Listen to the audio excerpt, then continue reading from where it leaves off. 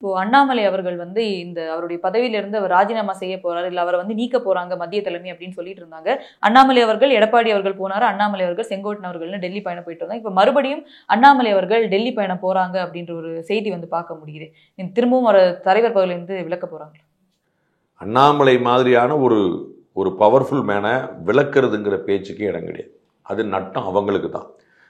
அவர் இருக்கிறதே திரு எல் முருகன் அவர்களுடைய கோட்டால. எல் முருகன் அவர்கள் வந்து 3 ஆண்டுக்கான ஒரு பதவிக்காலம் இருந்தபோது அப்போ வந்து அவர் மத்திய அமைச்சராக மாற்றப்பட்டு இவர் கொண்டு வந்தார். அவர் வந்து 1 வருஷம் கிட்ட இருந்தார் அப்போ கொண்டு வந்தார். ஸோ அவருக்கு வந்து இன்னும் 3 வருஷம் தாராளமாக கொடுக்க முடியும். அவங்க இவர் மாற்றலாம்னு நினைச்சிருந்தாங்கன்னா அதற்கு வந்து கன்வீனியன்ஸ் தான் காரணம். அதுக்கு வந்து எந்த கம்பல்சனும் காரணம் இல்லை. இவர் ராஜினாமா பண்ண போறதும் இல்லை, அவங்க டெர்மினேட் பண்ண போறதும் இல்லை. இது ஒரு அமிக்கபிளான ஒரு ராஜதந்திர டிசிஷன். அது வந்து அவங்க செய்வாங்க. காலப்போக்கில் எல்லாமே தெரியும். இப்ப இந்த கூட்டணிக்காக தான் அண்ணாமலை அவர்களை மாற்ற போறாங்க அப்படின்ற ஒரு விஷயம் இருக்குது அப்படின்னா அது எப்படி சரியாகும்? ஏன்னா இதுக்கு முன்னாடியே நீங்களும் அந்த பதிவை சொல்லியிருக்கீங்க. அதாவது அதிமுக என்ன ஸ்டாண்ட் எடுக்கும் அப்படின்றத முன்னாடி அண்ணாமலை அவர்கள் யூகிச்சதுனால தான் இந்த மாதிரி தனியாக பிஜேபியோட வளர்ச்சியை நோக்கி அவர் போனாரு அப்படின்றது. ஸோ ஒருவேளை அவரை பதவி நீக்கம் பண்ணிட்டாங்க அப்படின்னா இந்த கூட்டணிக்காக மட்டும் பண்ணாங்கன்னு இந்த அரசியல்ல வந்து அடுத்த என்ன நடக்க போகுது தேர்தலும் தெரியாது. பதவி நீக்கம்ங்கிறத முதல்ல நீங்க மாத்துங்க. அது வந்து நீக்கம்ங்கிறதோ ராஜினாமாங்கிறதோ கிடையாதுன்னு நான் ரொம்ப தெளிவா சொல்றேன். டெர்மினேஷன் வந்தா தான் நீக்கம். சரிங்களா? அவர் ஏன் நீக்க போறாங்க? அவங்க தானே கூட்டு வந்தாங்க. நீங்களா கூட்டு வந்தீங்க? வேற யாராவது திணிச்சாங்களா? யாரோ ஒருத்தர் வாரிசு அவரு, அவங்க தானே கண்டுபிடிச்சாங்க. அப்ப அவர்கள் வந்து ஒரு அரசியல் காரணங்களுக்காக, தொலைநோக்கு பார்வைக்காக வேறு பல காரணங்களை மாற்றுவாங்கன்னு சொல்ல மாற்றினால் அதையும் நீங்க புரிஞ்சுக்கணும். தமிழ்நாட்டில் யாருக்கும் அண்ணாமலை என்றால் யாருன்னு தெரிவதற்கு முன்னாடி அவர்களை கொண்டு வந்தது பாஜக, மறந்துடக்கூடாது. அப்ப ஒரு விதையாக இருந்த அண்ணாமலையை நாளைக்கு ஒரு ஆலமரமாக வளரும் என்று கண்டுபிடித்தவர்கள் பாஜகவினர். சரிங்களா? இதே அகில இந்திய தலைமை, ரைட்? இதே திரு BL சந்தோஷ், இதே திரு அமித்ஷா, இதே திரு JB நட்டா இருக்கும்போது அவர் வந்து கொண்டு வரப்பட்டார். அன்னைக்கு தெரியுமா உங்களுக்கு அண்ணாமலை யாருன்னு? அவ கர்நாடகாவில் போலீஸா இருந்தவர் உங்களுக்கு எப்படி தெரியும்? அப்ப அங்க ஒரு பெரிய விதை பிரமாதமா இருக்குது. இது வந்து நல்ல நமக்கு நாட்டுக்கு பிரயோஜனப்படும், நமக்கு பிரயோஜனப்படும். இங்க கொண்டு வந்து யார்? பிஜேபி தானே. இது இங்க இருந்து உணர்ச்சி போறவங்க யாரும் அதை உணர்றாங்களா? அப்ப அமித்ஷாவுக்கு வந்து தமிழ்நாடு பத்தி தெரியாதா? அரசியல் புரியாதா? இவங்க அதோட பெரிய ராஜேந்திரியா? அவர் திரு எடப்பாடி பழனிசாமி, திரு அமித்ஷா, திரு அண்ணாமலை 3 பேருமே தாங்கள் என்ன செய்கிறோம் என்பதை தெளிவாக உணர்ந்திருக்கிறார்கள். எதற்காக என்பது தெளிவாக உணர்ந்திருக்கிறார். அவர்களுக்கு வந்து லார்ஜர் இன்ட்ரெஸ்ட் இருக்கு. அதனால இவங்க எங்கேயாவது சண்டை போட்டு கம்பு சுத்தி உட்கார்ந்துருக்க வேண்டியதான். அதுக்கு வந்து யாரும் கவலைப்படாது. திரு அண்ணாமலைக்கு நீக்கமும் கிடையாது, ராஜினாமாவும் கிடையாது. அவர் ரொம்ப தெளிவான, அமிக்கபிளான, சுமூகமான டிசிஷன் எடுத்திருக்கிறாங்க எல்லாரும் சேர்ந்து. அண்ணாமலை அவர்களும் இந்த கருத்தை சொல்லியிருக்காரு. நான் பாஜக ஒரு காரியகர்த்தா தான், தொண்டன் தான், கட்சிக்காக தேவைன்னா நான் இந்த முடிவை எல்லாருமே அப்படிதான். டாக்டர் தமிழிசை சவுந்தரராஜன் வந்து 2 டேர்ம் தலைவராக இருந்தவங்க, 2 மாநிலத்துக்கு ஆளுநராக இருந்தவங்க. இன்னைக்கு வந்து அவங்க தெருத்துருவா வீதியா போகலையா? அவங்க எங்க போல, எங்க நிக்கல, எங்க பிரச்சாரம் பண்ணல, கைதுக்கு பிரச்சனைக்கு வந்து எல்லா இடத்துலயும் வந்து போலீஸோட மல்லு கட்டி எல்லாரும் நிக்கலையா? அந்த கட்சியில் உள்ள எல்லாருமே அப்படித்தான். திரு இலகணேசன் வந்து ஆளுநர் ஆற வரைக்கும் அதை பண்ணிட்டு இருந்தாரு. திரு பொன் ராதாகிருஷ்ணன் இன்னைக்கும் பண்ணிட்டு இருக்கிறாரு. திரு CP ராதாகிருஷ்ணன் நேற்று வரைக்கும் பண்ணிட்டு இருந்தார். எல்லாருமே அந்த கட்சி. H ராஜாவோட அலைச்சல் சாதாரணமானதா? உழைப்பு கம்மியானதா? யாருடைய உழைப்பு கம்மியானது? அங்க வந்து பிஜேபியை பொறுத்தவரைக்கும் அப்படித்தான். இங்க வந்து எனக்கு பதவி கூட அது அனுராக் தாக்கூர்னு ஒருத்தர், சரிங்களா, அமைச்சராக இருந்தார். இந்த இடத்துல ஜெயிக்கிறார். அவருக்கு அமைச்சர் பதவி கூடாது, அடுத்த வேலையை பாருங்கன்னு சொல்றாரு. அவர் போய் வேலை பார்க்கிறார். ரவிசங்கர் பிரசாத்னு ஒருத்தர், அவ்வளவு ஸ்ட்ராங்கான, அவ்வளவு பெரிய இன்டெலிஜென்ட், வாஜ்பாய் காலத்துல இருக்கார். அமைச்சர் பதவி கிடையாது, அடுத்த வேலையை பாருங்க. இந்த மாதிரி வேற கட்சியில் சொல்லிட முடியுமா? தனி கட்சி ஆரம்பிக்கணும், சண்டைக்கு போயிடுவாங்க. பிஜேபி வேற கட்சி. அண்ணாமலைக்கு பிஜேபி நல்லா தெரியும், அண்ணாமலையே பிஜேபிக்கு நல்லா தெரியும். நாடாளுமன்றத்தில் வக்பு திருத்த சட்டம் அப்படின்ற ஒரு விஷயம், அதற்கு வேணுகோபால் அவர்கள் MP சொல்லியிருக்காரு, ஆராய்வதற்கு ஒரு டைமே கொடுக்காம, இது வரைக்கும் இப்படி எல்லாம் பாராளுமன்றம் நடந்ததில்லை. இப்படி ஒரு இது பாஸ் பண்ணும்போது ஆராய்வதற்கே சமயம் கொடுக்காம எமர்ஜென்சி அமல்படுத்தினது எப்படின்னு திரு KK வேணுகோபால் நீங்க கேட்கணும். எமர்ஜென்சி அமல்படுத்தப்பட்டது எப்படி? பாராளுமன்றம் கூட்டியா, அமைச்சரவை கூட்டியா? ராத்திரி ரேடியோவில் அறிவிப்பு வருது, இன்னையிலிருந்து எமர்ஜென்சி வந்து. இதுதான் இந்த நாட்டுடைய சுதந்திரத்தை, ஜனநாயகத்தை கேள்விக்குள்ளாக்கி நடமாட்டத்தை முடக்கக்கூடிய ஒரு சட்டத்தை ஓவர் போன்ல வந்து ரேடியோல போய் சொல்லிட்டு பண்ணவங்க வந்து இவங்க மற்றவங்க சொல்லி தராங்களா? இந்த வக்ஃபு மசோதா பாராளுமன்றத்தில் கொண்டு வரப்பட்ட போதே எல்லாருடைய எதிர்ப்பையும் கருத்தையும் கருதி நிலைக்குழுக்கு அனுப்பப்பட்டு, நிலைக்குழு சொல்லி அவங்களுடைய எல்லாருடைய கருத்தையும் கேட்டுட்டு வச்சுட்டு புரிஞ்சுட்டு திரும்பி கொண்டு வந்துருக்காங்க. இன்னைக்கு கூட 8 மணி நேரம் விவாதம் நடக்கு. KC வேணுகோபால் எப்படி பேசினாரு? விவாதம் இல்லாமலா? நேரம் கிடைக்காம அவர் பேசுறாரா? எமர்ஜென்சி கொண்டு வந்து என்ன நேரம் கொடுத்தாங்கன்னு கேளுங்க. யார்கிட்ட கருத்து கேட்டாங்களா? அமைச்சரவை கருத்து கேட்டாங்களான்னு கேளுங்க. மற்றவங்க சொந்த அமைச்சரோட கருத்து கேட்டாங்களான்னு கேளுங்க. அவங்களுடைய பிரதமர் பதவிக்கு ஆபத்து வந்துருச்சுன்னே கொண்டு வந்த விஷயம் எமர்ஜென்சி. அவங்க கேட்டாங்களா யார்ட்டையாவது? இதுக்கு இந்த நிலைக்குழு வந்து ஆராயுது, அவங்க திரும்பி கொடுக்குறாங்க. வக்ஃபு போர்டுக்கான சீர்திருத்தம் கொண்டு வர போறோம்னு இவங்க அறிவிச்சுட்டாங்க. இவ்வளவு நாளா, மாசமா, வருஷமா நாடு முழுக்க விவாதம் நடக்கு. வக்ஃபு பாராளுமன்றத்தில் இன்னைக்கு தான் அமல்படுத்தப்படுது, இன்னைக்கு தான் கொண்டுப்படுது. விவாதம் நடக்கலையா? நாடு முழுக்க நடந்திருக்கு. இதோட டெமோக்ராட்டிக்கா எப்படி செய்ய முடியும்? ஒன் நேஷன் ஒன் எலெக்ஷன், அதுவும் அப்படிதான் பண்ணிட்டு இருக்காங்க. இவங்க எல்லாத்தையுமே டெமோக்ராட்டிக்கலா பண்ணிட்டு இருக்காங்க. அப்படி டெமோக்ரஸினா என்னன்னு தெரியாதவங்க விமர்சனம் பண்ணிட்டு இருக்காங்க. இப்போ இந்த வக்ஃபு திருச்சட்டம் கொண்டு வரப்பட்டது அப்படின்னா மைனாரிட்டி மக்களுக்கு வந்து ஒரு பேர் ஆபத்தா வந்து என்ன ஆபத்து?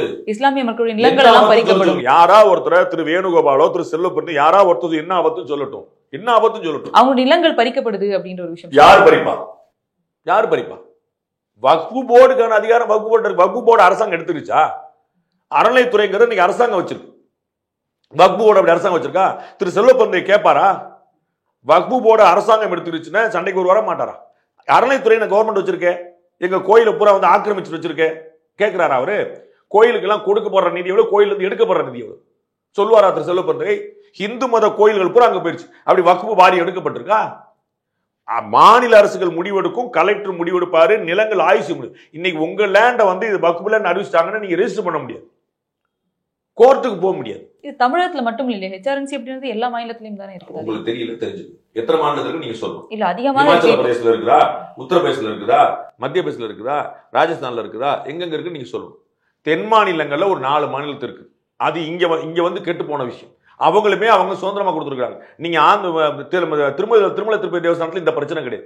இங்க வந்து கோயிலுக்கு நான் என்னைக்கு கும்பாபிஷேகம் பண்ணுங்கிறத அமைச்சர் தீர்மானிக்கிறார். கோயிலுக்கு உங்களுக்கு என்ன சம்பந்தம்? செக்குலர் கவர்மெண்ட் தான் நீங்க. அப்படி மசூதிக்கு ஒண்ணு சொல்லுங்க, அப்படி சர்ச்சுக்கு ஒண்ணு சொல்லுங்க. எந்த மொழியில அர்ச்சனை பண்ணணும் நீங்க சொல்லிட்டு இருக்கீங்க? என்னைக்கு கும்பாபிஷேகம் பண்ணணும் நீங்க சொல்லிட்டு இருக்கீங்க? அமைச்சர் பெருமக்கள் வைகுண்டேசத்துல போய் முதல் நாள் உட்காந்துக்கிறீங்க, சிவராத்திரி அன்னைக்கு முதல் நாள் உட்காந்துக்கிறீங்க, எல்லா இடத்துல நீங்க போய் ஆக்கிரமிச்சு உட்கார்ந்துட்டு இருக்கீங்க. காமன் மேனுக்கு என்ன கொடுத்துருக்கீங்க? என்ன ஃபெசிலிட்டி வச்சிருக்கீங்க? அறநிலைத்துறை வந்து ஆக்கிரமிக்காத கோயில்கள கட்டணம் கிடையாது. அறநிலைத்துறை ஆக்கிரமிச்ச கோயில கட்டணம். என்ன பண்ணிட்டு இருக்கீங்க? போராட பூரா உண்டியல் வைக்கிறீங்க, உண்டியல் பண்ணி வசூல் பண்ணிட்டு இருக்கீங்க. வசூல் பண்ணதை நீங்க என்ன பண்றீங்க? உங்களுக்கு தேவைப்படுற இடங்கள்ல நீங்க காலேஜ் கட்ட அதை கட்டணம் பண்ணிட்டு இருக்கீங்க. ஒழுங்கா நடத்துறீங்களா? நீங்க நடத்துற காலேஜ் ஒழுங்கா நடந்துட்டு இருக்காமல? அரசாங்க கல்லூரிகள் தனியார் கல்லூரி ஒண்ணா இருக்குதா? அரசு தனியார் கல்லூரியில் போட்டி போடக்கூடிய ஒரு அரசாங்க கல்லூரி காட்டுங்க. அப்ப உங்க நிர்வாகம் என்னவா இருக்குது? இந்த ஊருக்கு கழிச்ச பிள்ளையார் கோயில் ஆண்டின்னு சொல்ற மாதிரி ஒரு கோயில் காசுனா உங்களுக்கு வந்து யாரும் கேட்பாரு கிடையாது. அப்படி நீங்க மசூதி காசை தொட்டு பாருங்க, அப்படி சர்ச்சு காசை நீங்க தொட்டு பாருங்க. வக்ஃபு அப்படிங்கிறது ஒரு வாரியம், ஒரு அமைப்பு, ஒரு தன்னாட்சி பெற்ற அமைப்பு. முன்னாடி என்ன இருந்துச்சு? இந்த லேண்ட் வக்ஃபுன்னு அவங்க சொல்லிட்டாங்கன்னா நீங்க ரெஜிஸ்டர் பண்ண முடியாது. அப்படி இருந்துச்சு. அது சரியான யோசிக்கும். அப்படித்தான் நம்ம வந்து திருச்சி பக்கத்தில் திருச்செந்துறை கிராமமே பாதிக்கப்பட்டு அங்க இருக்கக்கூடிய ஈஸ்வரன் கோயில் வந்து 2000 காரிகாலம் கட்டின கோயில், 2000 வருஷம் பழசு. அது 2000 வருஷம் முன்னாடி இஸ்லாமே கிடையாது. அப்ப எப்படி வந்து வக்ஃபு லேண்டா மாறும்? ஒருத்தர் வாங்கினாரு வித்தாருன்னு வச்சுக்கோங்க, வாங்கின கோயிலோட விற்பாரா? எப்படி கோயில நீங்க எப்படி விற்க முடியும், வாங்க முடியும்? எனக்கு ஒன்றும் புரியல. நீங்க நதியை விற்க முடியுமா? ஆத்த விற்க முடியுமா? மலையை விற்க முடியுமா? அது எப்படி நீங்க வித்துட்டாருன்னு சொல்லுவீங்க? அப்ப எப்படி உங்க கோயில் இருக்கும்? நீங்க கேரளால வந்து கிறிஸ்துவர்கள் தான் ரொம்ப பாதிக்கப்பட்டிருக்காங்க இந்துக்களை விட. அவங்க வந்து சர்ச்சுகள் வந்து மெசேஜ் போடுறாங்க, பிஜேபி காங்கிரஸ் எல்லா கட்சிக்கும் கம்யூனிஸ்ட் எல்லா கட்சிக்கும் நீங்க வந்து வக்ஃபு பில்ல சப்போர்ட் பண்ணுங்க. கிறிஸ்துவர்கள் வந்து இந்துக்களுக்கு எதிராக இருப்பாங்க, பிஜேபி எதிராக இருப்பாங்க தானே நீங்க நேரட்டிவ் செட் பண்றீங்க. கிறிஸ்துவ மிஷனரிகள் சப்போர்ட் பண்றாங்க வக்ஃபு போர்ட. எப்படி கணக்கு? அப்ப இந்துக்களோ பிஜேபியோ திட்டமிட்டு பண்ணுதுன்னா கேரளாவில் இருக்கக்கூடிய கிறிஸ்துவ மிஷனர்கள் எப்படி வக்ஃபு வாரியத்தை அந்த திருத்த சட்டத்தை ஆதரிப்பாங்க? அப்ப பிரச்சனை ரொம்ப பெருசா இருக்கு. இப்ப என்ன பண்ணிருக்காங்க? வக்ஃபு சொத்தை பூரா இந்திய அரசாங்கம் எடுத்துக்கணும்னு சொல்லியிருக்காங்களா? எல்லாம் பிஜேபிக்கு கொடுத்துருக்குன்னு சொல்லியிருக்காங்களா? இதுல ஒரு டிரான்ஸ்பரன்சி கொண்டு வர்றாங்க. அஜ்மீர் தர்காவுடைய தலைமை அதிகாரி சொல்லியிருக்கிறாரு, இதுல வந்து முறைகேடா நடந்துட்டு இருக்கு வக்ஃபு விஷயங்கள், அது சரி பண்ணணும், இந்த வக்ஃபு வாரிய சட்டத்தை நான் ஆதரிக்கிறேன் இருக்காரு அஜ்மீர் தர்காவுடைய தலைவர். அவர் யார்? பிஜேபி காரரா? அதை பத்தி சொல்லக்கூடிய ஒருத்தர் சொல்றாரு, யாருனாலும் இவங்க பேச வச்சிருவாங்கன்றார். என்னங்க எனக்கு ஒன்றும் புரியல. ஒரு இமாம் சப்போர்ட் பண்ணா சண்டைக்கு போறீங்க, ஒரு தர்காவோட தலைவர் சொன்னா சண்டைக்கு வரீங்க, அவங்களே அவர்கள் சொன்னா சண்டைக்கு வரீங்க. அப்படித்தான் வந்து இவங்க ட்ரிபிள் தலாக்ல ஏமாத்துனாங்க. அது வந்து முஸ்லீம்களுக்கு எதிரானது, பெண்கள் பூரா வரவேற்றாங்க. அப்படித்தான் போய் சொன்னாங்க சிஏ சட்டம் இந்திய முஸ்லீம்களுக்கு எதிரான. எந்த முஸ்லீமுக்கு எதிராக இருந்தது? அப்ப கிறிஸ்தவர்கள் எப்படி ஆதரிப்பாங்க? சிறுபான்மை மக்கள் ஒரு ஆதரவு கேரளால கிறிஸ்தவ மிஷனரிகள் பிஷப்புகள் சர்ச்சுகள் பூரா சொல்லியிருக்காங்களா இல்லையான்னு பாருங்க. அவங்க பூரா வரவேற்கிறாங்க இந்த திருத்த சட்டத்தை. இதை எல்லா கட்சிகளும் ஆதரிக்கணும் வேண்டுகோள் கொடுத்துருக்காங்க. கம்யூனிஸ்டுகளும் காங்கிரஸும் ஆதரிக்கணும்னு சொல்லியிருக்காங்க கிறிஸ்துவ மிஷனரிகள். எப்படி சொல்லுவாங்க? அப்ப பாதிக்கப்பட்டிருக்கிறாங்க. அப்ப இது வந்து டிரான்ஸ்பரண்ட். உங்க லேண்டு ஒருத்தர் சொல்லிட்டாருன்னா அது வக்ஃபு சொத்தா மாறிடும். அதான் இன்னைக்கு வரைக்கும் இருந்தாங்க. இப்படி இருக்காங்க, ஒருத்தர் வக்ஃபு எடுத்துக்கிறாங்க அப்படின்னா அது வந்து டிரான்ஸ்பரண்டா விசாரிக்கணும், கலெக்டர் வந்து அதை பார்க்கணும், அதற்கு நீதிமன்றம் போறதுக்கான அதிகாரம் இருக்குது, அந்த வாரியத்துல பெண்கள் இருக்கணும், அந்த வாரியத்துல மற்ற அமைப்புகள் இருக்கணும். இவ்வளவுதான். இது எவ்வளவு பியூட்டிஃபுல்லான டிரான்ஸ்பரன்சி. அப்ப இதுக்கு முன்னாடி வந்து அந்த நிலங்கள் எல்லாம் இல்லீகலா வந்து அவங்க கையகப்படுத்திட்டாங்க அப்படின்னு ஒருத்தர் உரிமையை வைக்க. நம்ம திருச்செந்தூர் என்ன நடந்துச்சு?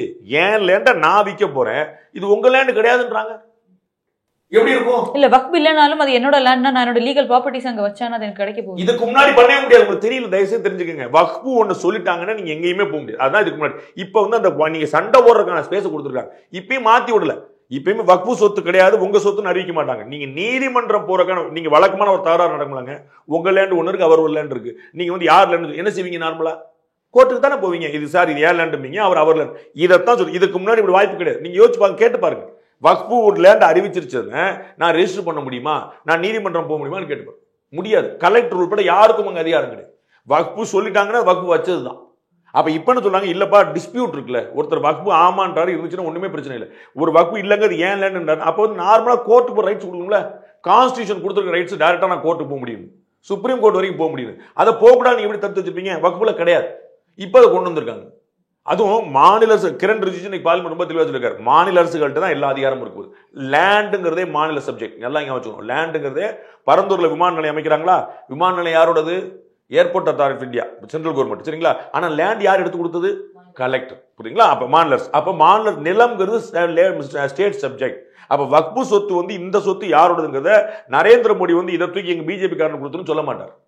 ரைட்? இது லேண்ட் யாரோடையதுங்கிற டிஸ்பியூட் வருவாங்க. டிஸ்பியூட் மாநில அரசு தான் முடிவு பண்ண போகுது, கலெக்டர் தான் முடிவு பண்ண போறாங்க. இங்க இருக்கக்கூடிய நீதிமன்றம் தான் முடிவு பண்ண. இதுல என்ன பிரச்சனை வந்துச்சு?